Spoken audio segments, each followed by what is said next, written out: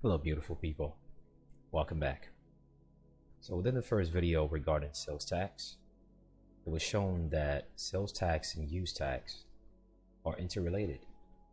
Those two things are not different. It is just another trickery that they put on the books to make it appear different. The limitation of the different types of tax is very simple. It's direct and indirect tax. And then under that direct tax branches off different things. And under indirect tax branches of other things. Direct taxes are things like income taxes or property taxes. And then you will realize that direct and indirect tax intertwine. See that term, direct and indirect tax, is the quickest way to Constitution, which lets you know that the Congress is the only one with the ability to tax people. Within each state legislature, as we read in the first video, tells you something about some act in the acceptance letter to the exempt number, sales tax exempt number. The legislature created that act. So the legislature governs and determines based on what type of tax, how, and who's going to be qualifying party. But regardless of whether it's direct or indirect, which sales tax intertwined between both, because property tax is really a type of usufruct. Property tax is someone dinking into your pocket because they say you have a privilege of having a property or living within the county that they have claiming. Another video we've shown that the term county is just a title of nobility that makes reference to a count. A count is like a duke or a sir or an esquire, or like you have the title of nobility in America, it's like El Bey Al Ali, or in certain African nations, to them it's Adi, etc. Title of nobilities. They have it specifically in different parts of the world. And when one interest holder come to another part of the world under the disguise of commerce, which really when it comes down to it, money makes the world go around. In a relationship of man and woman, women look for men with money. Even if love exists, they love the man 100%. Money also has to be 100% both, right? A man needs a woman who is financially stable too, because you're not just going to turn the man into a meal, right? Same principle occurred. And in fact, one of the reasons why most women put men in child support is, well, I don't have love for him anymore, or I never did, but I can still get money from him. Well, when it comes to commerce, when people buy low, sell high, what is the cause? Money. When people create things, when it comes to contract creatively, either real estate or otherwise, any other aspect of business, why? Money. When people tell you what makes up a business and they say, well, business is made up of a system and a team. The system is backed by something called the team. The team is made of people. The system is basically the goal and the principles to which the entity, aka the people, function under. And those people are the ones that create the service and product to perpetuate the quote system, aka the goal and the intent. But what is the end goal of all that at the end of the day? Money. The number one goal of any business is to make money by creating a product or service. And in order for the product or service to exist, there has to be a system and a team behind it. So when one group of people who have interests financially, monetarily, from one part of the world comes to the other, they begin to impose tax on people rather than just cutting everyone's head off and killing them. Why not just use them as the source of your own wealth? It's like the whole situation in World War I, World War II. Why kill all the brave and the brilliant scientists? Why let all that knowledge and wisdom go to the grave? Just take them and add them to your nation and improve yourself. Hence, nothing is new under the sun. The system of monies works the exact same way. When you speak about taxation, the system of taxation, you are literally speaking about modern money mechanics. When someone tells you about some redemption manual, one man out, all that bullshit, PDF, paper after paper, and at the end you read all that thousands of pages, and you're still paying property taxes if you have a house or land, or you don't really know how property taxes intertwine with other business affairs. You're saying you're one label or the other, and you're going to this building with a lot of people calling themselves one thing, playing church, role playing. At the end of the day, you go down the street and you pay taxes. or you're saying that you want to build business credit. I get people telling me to make videos regarding business credit, which we will make. But when you begin to build your business credit, you're still going to have to put some money out to show that you have the capacity as a creditor. And when you buy those products, whether it's from Granger, Coil, whatever it is, or other private entities that are not well known to serve the same significance, they're going to charge you taxes for buying those business products. My thing is, why not know about how sales tax work and first get the exempt to that, and then we'll start talking about how to build business credit. These increments of these videos are spoken of in these specific stages of development for a very good reason. When it comes to getting grants and things of that nature, do you know one of the reasons why you can get grants, and one of the things you will put within a portfolio or business plan is the evidence that you are tax exempt? Because some grants are not going to be given to entities that cannot show evidence of being tax exempt. So now you're cutting yourself short just because you're rushing about wanting one thing or the other.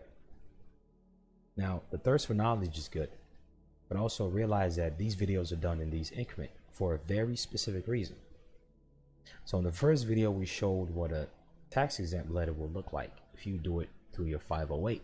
Which of course, at this point, we ought to know that the 508 will be tethered to the express trust.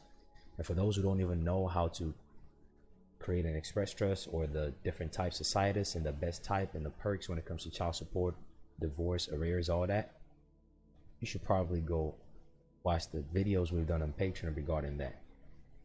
Just keep scrolling down on that feed and you will see it. It is there.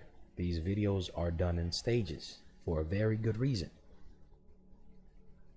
A video on how to put your vehicle in a 508, whereby the 508 holds the title, but the first lien holder to that certificate of title is the express trust. That's been done last year in November. All these things add up. Property taxes and personal taxes. Property is a vehicle owned by the 508 entity who is tax exempt. Therefore, all those yearly sticker tags that which is a form of tax, are not qualified for.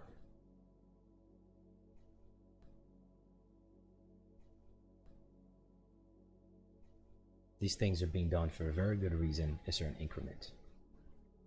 So now, when someone from another part of the world, account with a title of nobility, comes to the Americas, the way and the reason why the system of taxation exists the way it does has a lot to do with the commercial interests of those who have set it up. When you go to one county and you say Coke County or James County, Coke or James or Madison County or Harrison County, those are people who are counts. Harrison, Coke, James are counts who hold that title of nobility count from another part of the world, and they have set up a system of taxation that vicariously lead and funnels back to them. When people feed you all this crap about Queen of England, how come they're not joining the link together that way?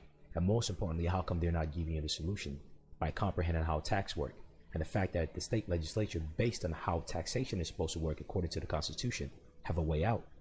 How come they're not showing you these things? And you know, they even take it a step further and beat a lot of people generationally to the punch. Not just beating you to the punch a year or a month, they're beating you 25, 26 years ahead of time.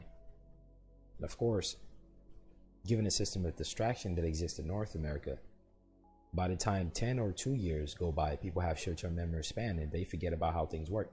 This is how they beat a lot of people generationally to the punch. They use the education system. Most of the reason why property tax is so high or so low in certain areas is because of the school system.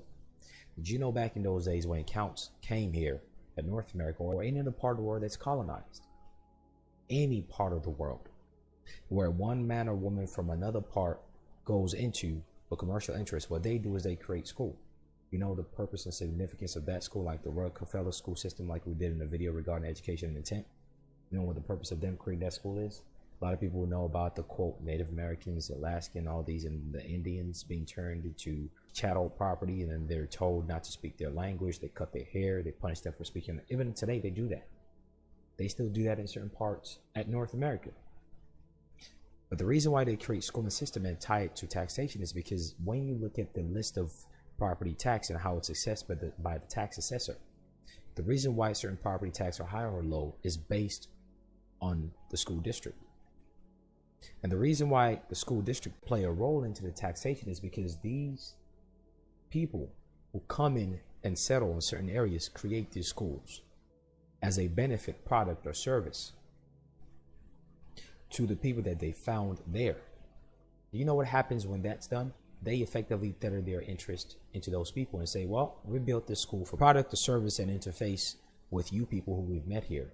And now you have to pay us property tax. If you don't pay us property tax because of the product or service of education that we brought by building this school, we're going to take your land. Did you know that was how property tax and schools were intertwined archaically in North America? Even before the whole concept of the Dutch or the Portuguese come in, and that was before their brothers and sisters, the English came. Even way before then. The so-called Native Americans did that to one another, the different tribes. Did you know that? All these people talking about were Native, were Indians, were Moors. You were all fighting against each other before the so-called crackers came. You all didn't like each other. You better look into your history if you say you're Moor. If you say you're North American or Indian, you better start looking into your history. What you were doing to one another here was simply what the Portuguese, the Dutch, and the English and all their trading companies, they simply repeated that because it's already been effective. Why create something new? They simply create a school and attach the taxation system to that to say, if you don't pay us this tax, we're going to come take your land. That's how they played that game. And it's still implemented into how taxation of property works till today. All you have to look at is the tax assessors. If you have a house or a vacant lot, whatever it is that you have dealing with land, go look at that assessor's list and look at the list of the reason why that tax is any given amount. You will see that the school district plays a huge role in it.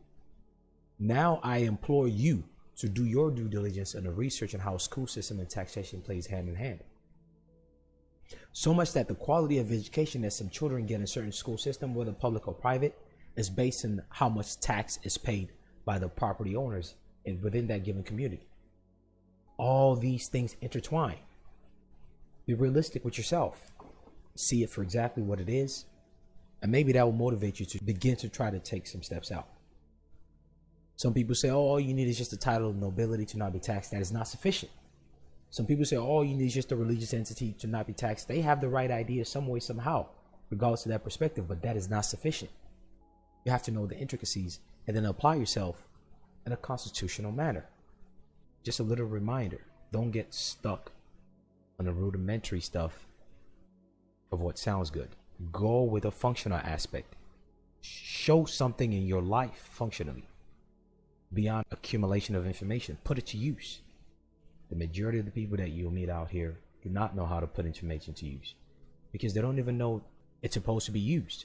It's like a child. You say, here's a bar of gold. They're just going to run over and throw it around. They don't know that that gold bar can change their life for good. That's what most people are doing out here with information. They're just tossing it around and bantering. In this video, compared to the first one where we show what it would look like once you get that E number, which is exemption number, due to your substantive First Amendment right of religion, regardless of whether it's direct or indirect tax, your ability to connect to a higher divine power cannot be taxed.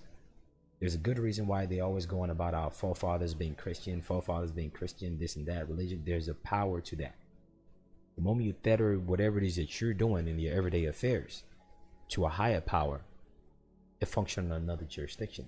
Even in Roman law, ecclesiastic jurisdiction is the head of it all. That's why they have their bishops and their archbishops placed in certain ley lines in each city who answer directly to the Pope and all that crap. There's a reason why there's a hierarchy of who they go to. When you watch the John Wick series of movies, the ecclesiastic jurisdiction and the churches are places where certain things are banned and outlined to not be performed. Even that hotel where they say that they can't do one thing or the other to them as a demarcation, do you know that hotel was a church?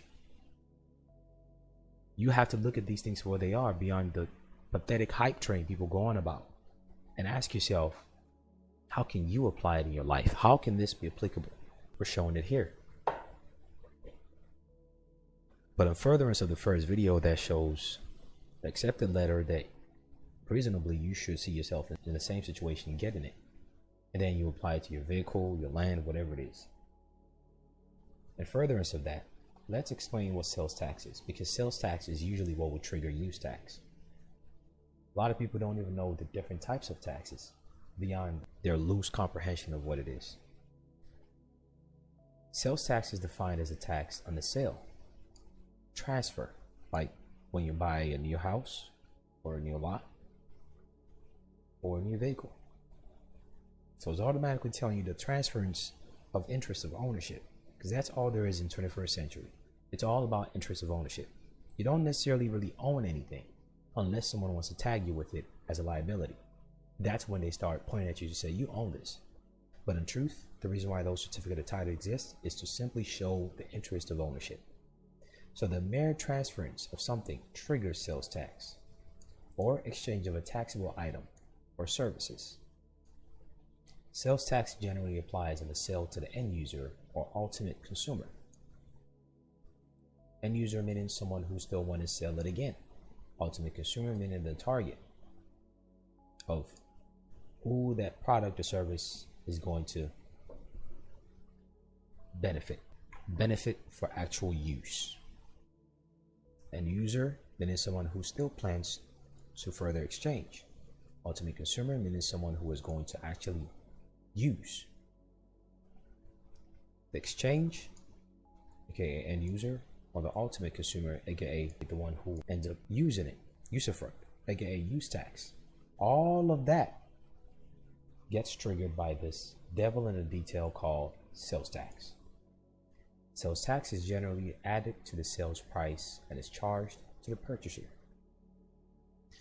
For instance, a house. How's property tax for a house determined? They have this entity called the assessor, the county tax assessor.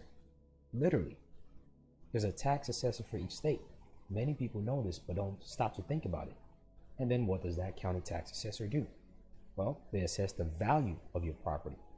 And based on the value of the property, they add to the value to which the property is worth, starting from the point of where it was sold and graduating with the market itself.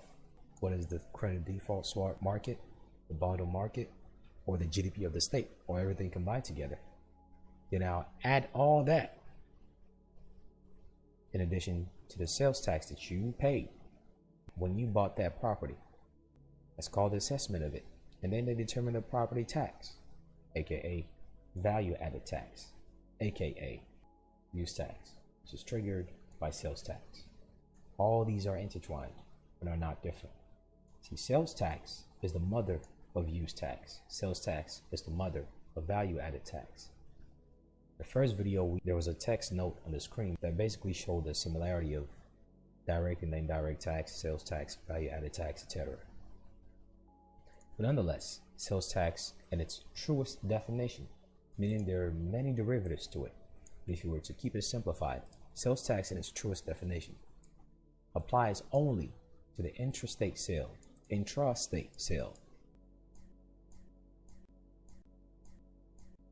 where the seller and the customer are located in the same state.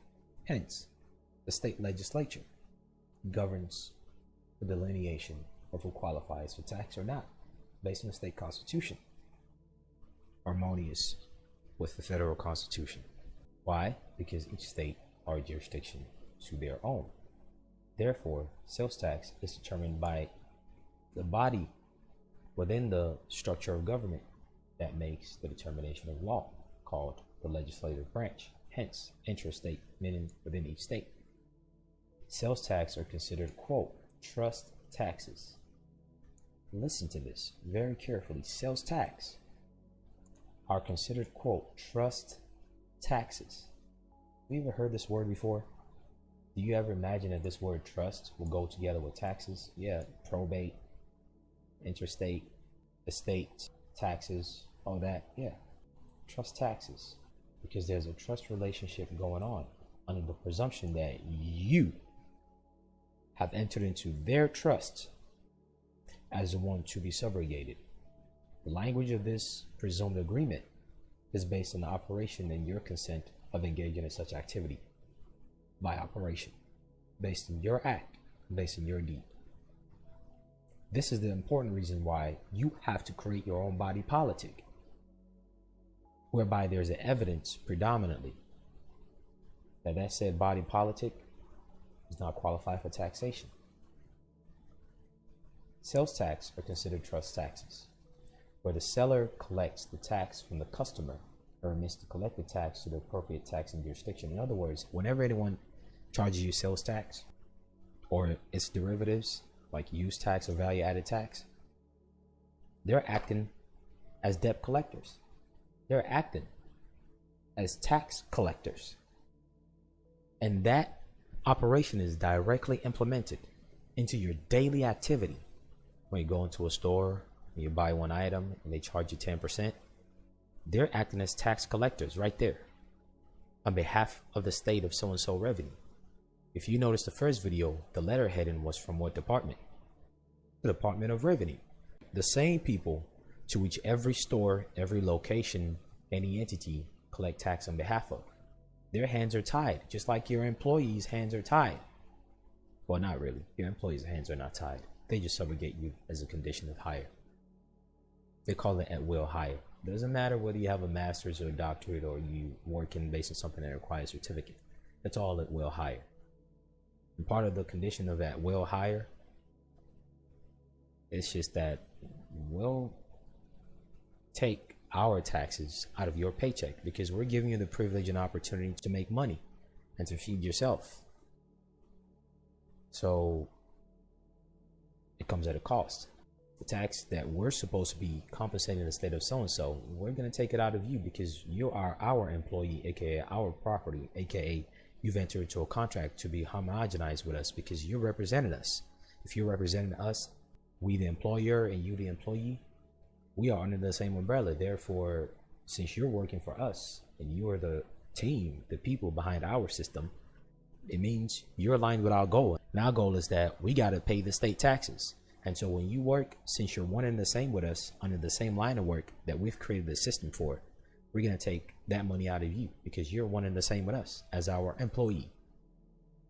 That's the concept and the state of mind as to why employer taxes employees. On a state and federal level, when you look at your paycheck and it shows state tax, federal tax taken out, that's what's going on. The appropriate jurisdiction to which your employer owes taxes to, they're having you pay them because you've joined them and you're homogenized with them and their intent. Are you seeing where this is going? Besides property tax like vehicle and houses and things like that, what if you now use your tax exemption through your 508, whereby the 508 charges you to work on its behalf? Now you're not in their trust, you're already in one trust. And that exemption part in the W-4 where people fill out, and then those other IRS forms that you fill out to show that you belong to a religious entity. Right. It now adds up, doesn't it? But the presumption here is that I'm not speaking with people who are still employees, but more so people who already have houses and vehicle. And if you're still an employee, know that this also works in that manner also. There are different types of sales taxes imposed by the states. Some states are seller privilege tax states, while others are consumer tax states. If you're a consumer, you're an employee. If you're a consumer, you're a citizen of any given body politic, either on the state level or municipal level, or per basis of the contract that you enter into. This determines who is primarily liable for the payment of the taxes. We just explained that. And they do this all the way around, even as simple as the moment you step into any given store. You are considered their consumer. Therefore, you are taxed. Despite them using all these derivatives of words, it is still all under sales tax. Sales tax triggers all these different types of taxes. Sales tax is a type of indirect tax. And seller privilege taxes. So don't get confused with these different derivatives of this type of taxes. Just know all this is the same under sales tax, aka indirect tax. And in some case, sales tax, aka indirect tax, can intertwine with direct tax. The seller privilege tax states the seller is primarily liable for the tax. The seller must pay the tax whether or not the tax is collected from the purchaser. In other words, whoever is selling you the product is liable for the tax of selling you a product, hence the word sales tax. You're not the one selling, they are. Therefore, the sales of that product is taxed upon them. But guess what? Based on the jurisdiction that you're in, as it's already said here, the seller privilege tax states the jurisdiction. The seller is primarily liable, meaning they're the one selling it, hence sales tax. But look at the curveball. The seller must pay the tax whether or not the tax is collected from the purchaser, meaning now the consumer tax principles is intertwined with seller privilege tax. If you're the consumer, the seller can tax you and subrogate you for the tax that they are liable for. You see how all this is intertwined. It's not a difficult equation. It's very simple. These are the intricacies that you must know in the back of your mind as to why this works or how it works. Because if they write you some letter back denying you and throwing you a curveball, what are you going to do? If you just doing it just because somebody tells you, okay, here, go do it, but you don't comprehend the details of how the world around you works. Most people we know when they tell you you're getting taxed on the dollar. At work, they tax you, right? Sales, federal, FICA, Medicare, Social Security, right? And then you go to a store and take, after they've charged you or taxed you anywhere from 15 to 50%, whatever is left from your labor and time and health that you sacrificed, you now go and use that little bit to buy something. And then they tax you through sales and consumer taxes, aka value added taxes. They charge you 10%. In some jurisdiction, they charge you city and county tax. In some jurisdiction, they charge you city, county, and state tax. In some places, they charge you city, county, state, and federal tax on purchase and use. Did you know that? And it's all based on the GDP of the municipality, which trickles down to the city, which trickles down to the state, which ultimately trickles down to the federal level. That's what they mean when they say they're charging you 10 cents by the dollar. So now you see the importance of doing business. When people talk about the corporate activities are bad, this and that, cool, you keep saying it's bad. Don't be competent, all right? You just stay where you are, keep suffering, keep being broke, keep being angry, and keep being siphoned. Keep having someone turn your face down, ass up, and just keep complaining. So long as that, you complaining and throwing grievance out there gives you a sense of instant gratification, look, thumbs up, keep doing that. But for those who are more realistic, they will learn intricacies of how things work and know that commerce is your birthright. In many ways, and your religious, substantive right can include your ability to interface with every human being. Then that man, what would Ali say, take your place amongst the affairs of man? Yet these same people role playing out here wearing fezzes are hypocrites. They'll tell you, oh, commerce is bad, corporate entities are this and that. Okay, all right. Have you asked your leader in that temple what they're doing with the sales tax that Noble Drawley created?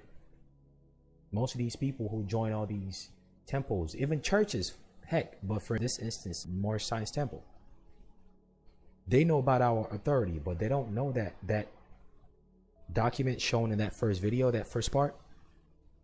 Noble Drawley has that same exact document, and it is registered here in Cook County.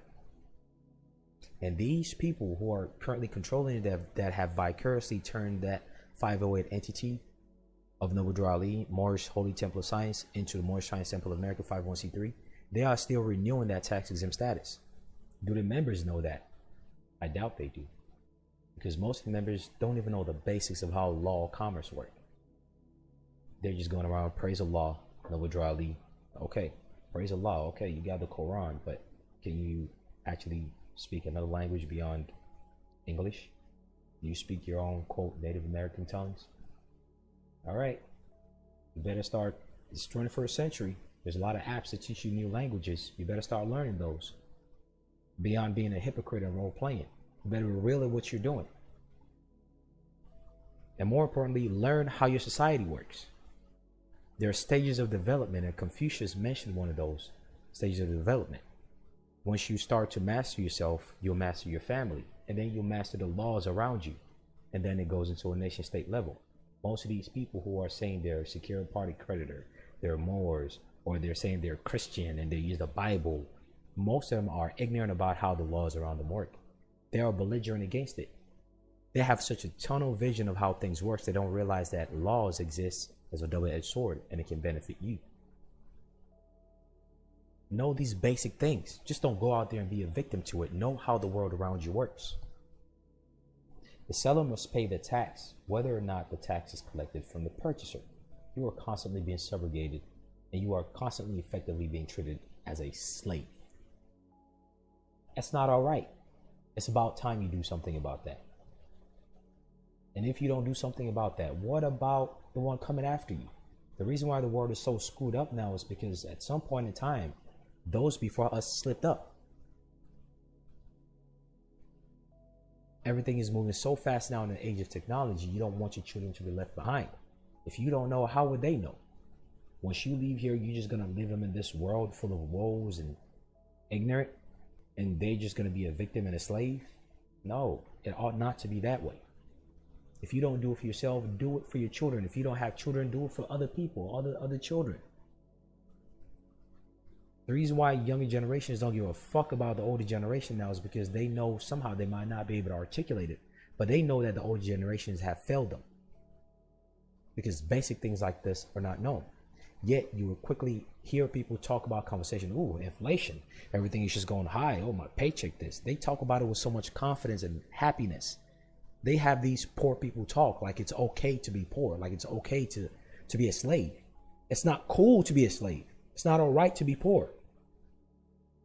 Most of these people think it's all right and are trying to use that as a mechanism of self-comfort because they choose to run away from knowing how things around them work. All they have to do is just read these basic things. Once they read it, it will raise question in their mind and their awareness, which will begin to lead them through the yellow brick road.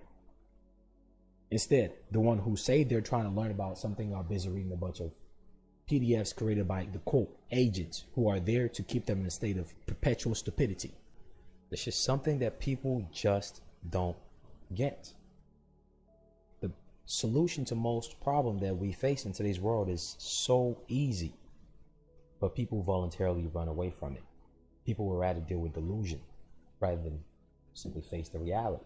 And the reality begins with competence. People run away from that. All you have to do is just spend 5-10 minutes a day just reading and thinking about some stuff. That's all. Most people read over and over, but they don't think about it. Because if most people think and do some self-reflection on all these things they read, they would not be stuck in one rudimentary stage. They would not be stuck in a stage of anger and belligerence. The seller must pay the tax whether or not the tax is collected from the purchaser. The tax is generally imposed on the privilege of doing business in the state. Don't all these people who talk about being secured party creditor, one thing or the other, don't they all say, oh, we're all considered merchants. We're all considered merchant in commerce. It's the same thing they're telling you. But yeah, you are considered a merchant, but a slave merchant is what most people are. That's why they tax the crap out of them. Since the tax is not required to be passed on to the purchaser, in other words, it's an option, you, the purchaser. It is not required for them to tax you. Since the tax is not required to be passed on to the purchaser, it is not required to be separately stated on the invoice, meaning they don't have to notify you of it yet. They do though. Every time you look at that receipt of anything, whether you purchase it online or not, they'll not show you sales tax and they give you the percentage and the number.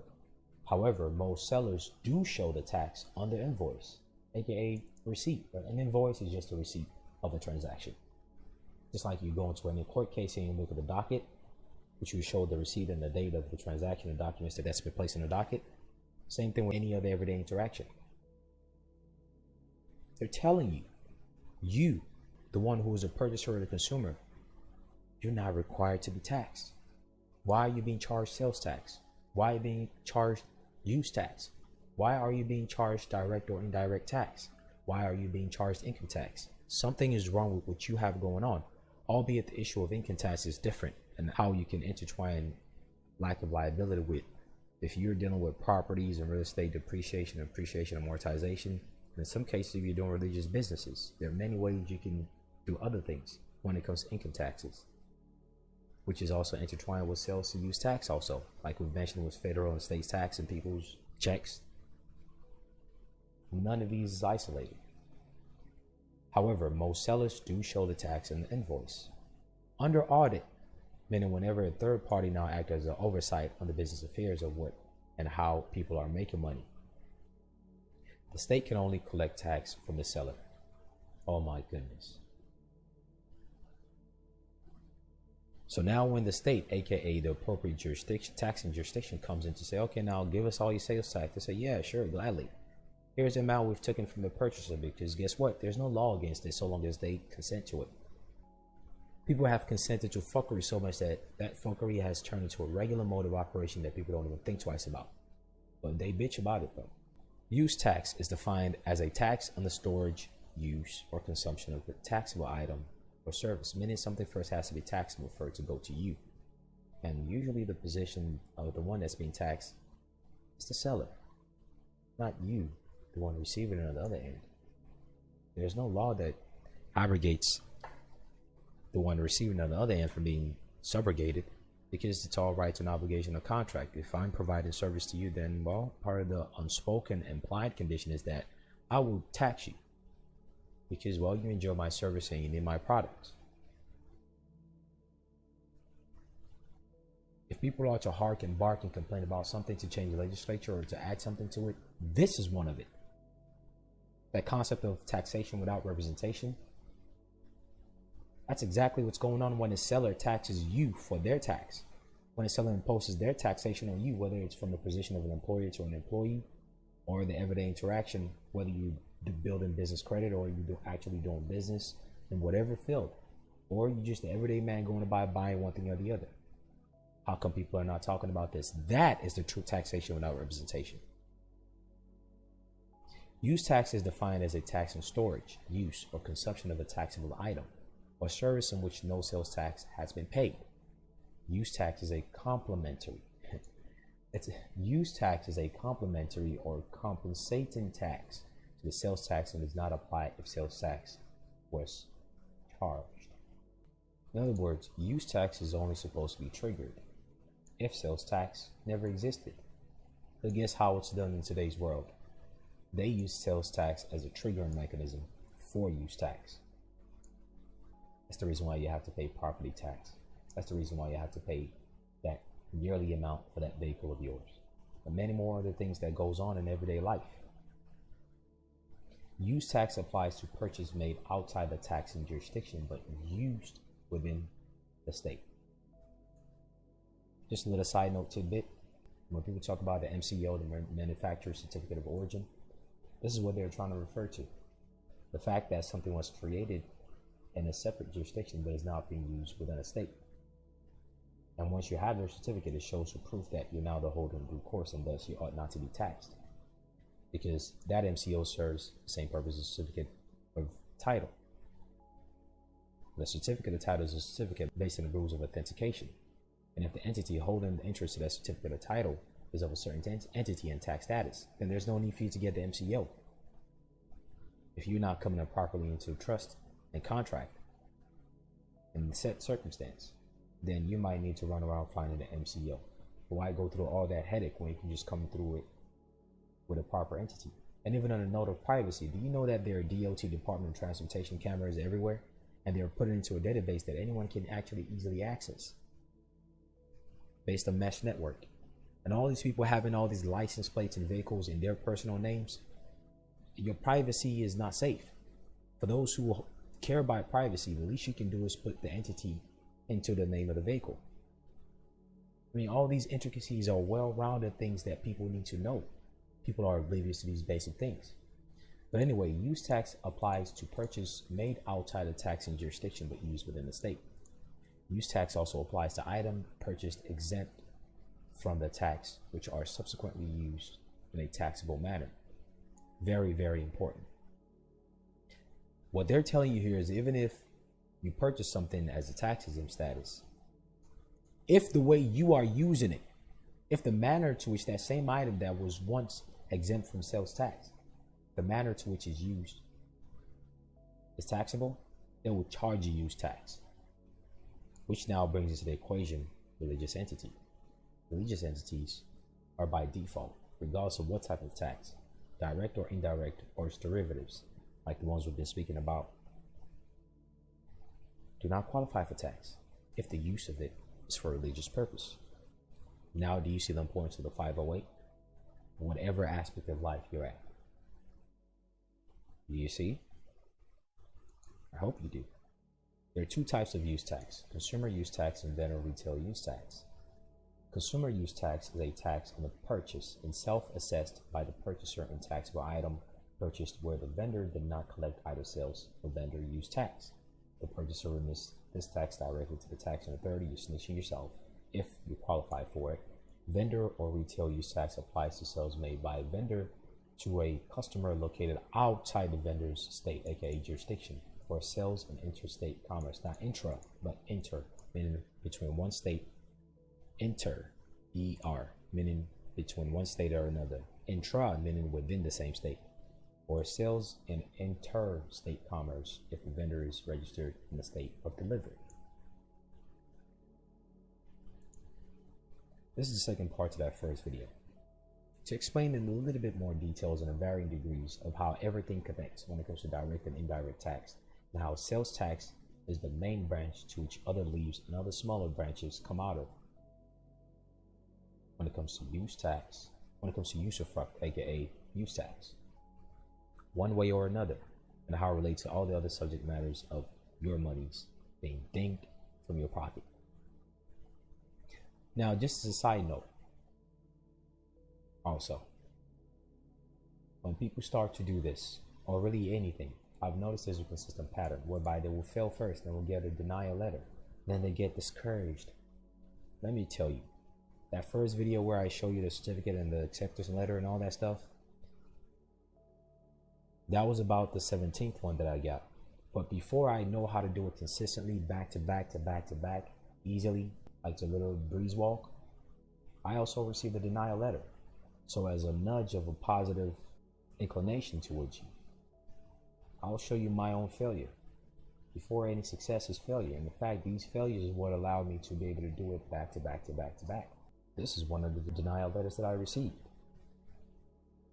Your application requesting a religious sales tax exempt number is being denied because your organization did not respond to our request for missing information. You can reapply, blah, blah, blah, blah, blah. They will deny you based on whatever criteria. In this case, I was just caught up and busy about some other stuff, and so they denied it. Now, when you look at the language of the legislature, they don't give you a deadline for it. And I was under that impression that, okay, I could just take my time with it. But then they just sent this letter like, look, you're wasting our time. We got other stuff to do. Because these people, it's like McDonald's. So many people come in every day. These things are not as special as people think. These people get applications for sales tax exempt like any customer coming into McDonald's. They don't care about you. They just want to get it over with and get it done. Your situation and the cost of denial might be different. But denials are normal, especially in business. Denial and failure is not final. This is dated October 5. The granted letter for this same exact entity was in October, 13 or 17, as shown in the first video. So just a couple of days or a week after this. So just because they deny you or send you something that shows some type of negativity or them shutting you down, it's not final. If your head is in the right place, that will mean absolutely nothing to you because you have a state of mind and a goal and you're already seeing yourself doing it. And thus, it simply shows itself in the physical world. Within the third video, we'll actually be showing what the application looked like. Now, I'm not sure if the third video will be uploaded on Patreon or it'll be placed on the website. But the third video, I'll be explaining step by step every single criteria, the document, everything you need. And the 508 Constitution and bylaws that's on the website, that's one of the documents you're going to need. and all the exhibits and how I fill out the application is the same way for each state. It's the same exact requirement. I don't know if that's going to be on the Patreon or if that's going to be on the website. But nonetheless, till next time, take care. Best of luck. Stop being a victim. Beautiful people, I'm inviting you to join my Patreon page. The things we speak of over there are basically synonymous with webinars, each videos, when it comes to the quality of information and the actual aspect of it compared to the one here on YouTube. We speak about residual income and how to sue people, make residual income if you're willing to do that. We speak about tort and garnishment, remove the speculations of maritime lien. We speak about banking, express trust, all the intricacies that are important. We speak about trust related matters, different types of trust, how to actually function in commerce. We speak about the intricacies of how to actually do the W8 ban and what makes it foreign, what tax treaties are, the stuff people won't tell you about. We speak about things of spiritual nature. We speak of child support, the intricacies of it, how it's all property right, and how cloud of legality is brought to life. Exactly how they do it and how you tackle that beyond speculation. We speak about how laws are made and how it's applicable or not, the intricacies according to the Constitution. We speak about the truth of what most people are fearful and speculative about. We go over the elements of the things that people need to know when they make claims to sue people to make money, either criminally or civil. When it comes to substantive right, we speak about the venue and the playing field that a lot of people don't know that they're stepping into. If you don't know the venue and the playing field you're stepping into, you're in for a world of hurt. We clarify misconceptions. We speak about the intricacies of things we speak here on YouTube, but more in details on Patreon. Basically, stuff that are on YouTube are synonymous with things that are for the birds. One on the Patreon are the premium quality things. In the past, we went over IRS manuals in different ways. When it comes to the Express Trust 98 number, we went over the intricacies of mortgage, land, title. We went over issues with things like driver's license and the treaties that are the solutions for it based on examples of my own first-hand knowledge and experience. Speaking about trust-related matters, more on child-related issues. We discuss other aspects of things. We discuss how to really come in as a natural person and the fact that there are actually tools that pre-exist that are meant to be used. A lot of people say, well, don't use this, don't use that. Well, do you know that same thing you're running away from is actually the solution? And do you know that's one of the ways and your first step to actually garnish it? We speak about the intricate details of discharge. We speak about things of reality that goes over people's heads. More in discharge, we speak about the functionality of spirituality and cosmology and astrology and how you can actually put it to use. We speak of the what, why, and how and importance of a foreign trustee and the resident status. We speak about spiritual things when it comes to plant, the functional aspect of it. We speak of the language of the difference in the truth of legislative fact compared to adjudicated fact and what it really means when it comes to judicial notice. We speak about the lunar mansions, how to put them to use. We speak about tort, U.S. Marshal Service. We upload documents and treaties, original certified copies. Tax evasion, we show the IRS manual that shows the difference between tax evasion and tax avoidance. We go more in about how to actually make your own pocket bigger in commerce. We show the videos and experience that I have when it comes to discharge and the explanation of it. We show elements and details. We speak of the things relating to holding people liable. Speak about the different intricacies of how these entities are used against you and how you ought to use it and to know the playing field. A lot more that a lot of people are seeking but will not find. Again, each of these videos are synonymous to webinars of their own. We speak about how to get rid of statute of limitation. Most people's remedies, they say, are barred by statute of limitation, but there's a way out to that. We speak about how child supports are private and how and why they want to charge you thousands of dollars for some transcript, how to nip that in the butt, and a different aspect of it in great details and in great increments. Speak about the intricacies of fraud, how to prove it, the different types and the elements to it. Speak about tort. Speak about speak about trust. Speak about the subtleties of invoking equity and how to structure your document, and so on and so forth. Speak about private right, the incorporation doctrine, how people use UCC 1-103207-308, how that really doesn't actually preserve your right, contrary to the speculation that a lot of people throw around, and that your solution is actually in plain sight beyond the volatile and immutable UCC which, by the way, the UCCs are also copyrighted. We speak about spiritual things in nature and how to use flame, and the functional aspect of beyond make-believe. I show my own first-hand experience in Chancery Court, and so on and so forth, and a lot more to come. Till next time, take care. Best of luck.